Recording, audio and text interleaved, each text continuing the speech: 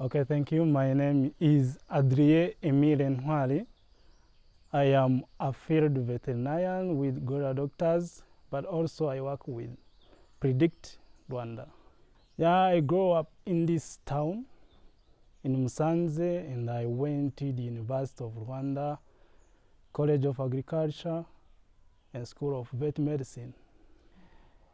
Thank you. With Predict, we mainly work on rodents, bats, and non-human primates, but specifically on rodents because we know they can have more disease viruses which can attack the human being.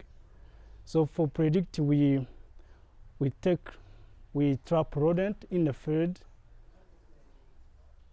and we sample them for laboratory analysis for those viruses which can jump from them to human or from human to them and then into the different animal or species, and then can create a real big pandemic threat to human.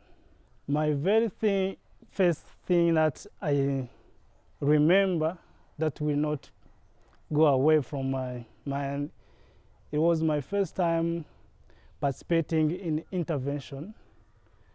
It was a baby gorilla caught in a snare, and we hiked with a team to remove the snare from the gorilla. And I remember we spent a whole day, and it was rainy. For me, I couldn't believe what I was seeing that moment because I was just there looking. I was an intern, and then I saw how the team really work, and it was very, very amazing that time. Yeah, the intervention went really successfully because we went there, we first have to dart the mother, the female, and the baby at the same time, but we didn't risk to take both the mother and the baby at the same time, but we did that sedate only the baby because the mother was around, and the team, because I was an intern, I was not very, very confident on going on and remove the snare. I was just taking samples and keep them. And what I remember, it was my colleague, Dr. Noel, taking a shot. He told me, Adrien, you have to be behind me.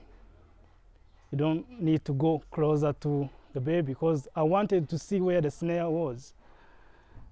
And he took the shot, and the animal went down successfully, and they removed the snare, take samples, and they take the baby back to the family.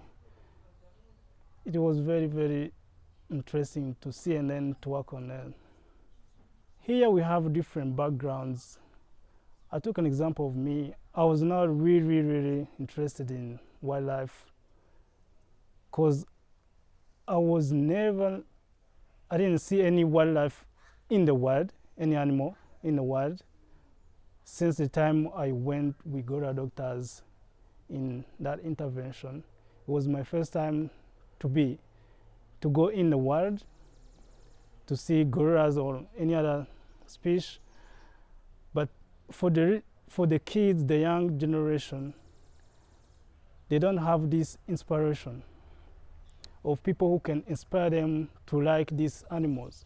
The animals that we really like is the animal that we see at home: dogs, cats, cattle. But they can even now, when I tell someone that I go and treat the wildlife animals, they can't believe, because they say, those animals, you can't even go near to them because they are very dangerous. But the kids need this inspiration, to be inspired to like this animal. the area that gorilla doctors work in is a very difficult area to reach into. And sometimes we had cases from different areas.